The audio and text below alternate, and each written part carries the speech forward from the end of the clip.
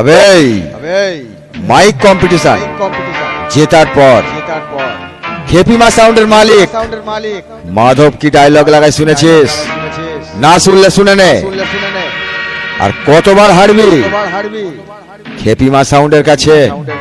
শোন, অন্য কেউ হলে লজ্জায় সেটটা বিক্রি করে দিত, দিয়ে পাড়ায় গিয়ে সবজির ব্যবসা করত। আর কত অপমান শুনবি?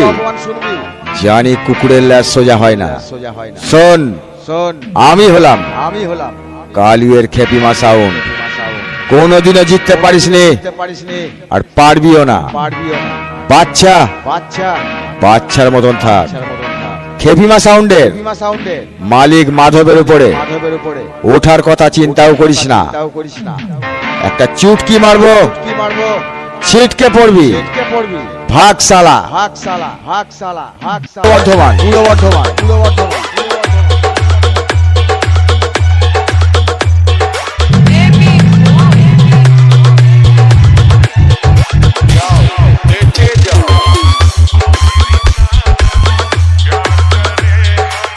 চন্দনডেগড়ি।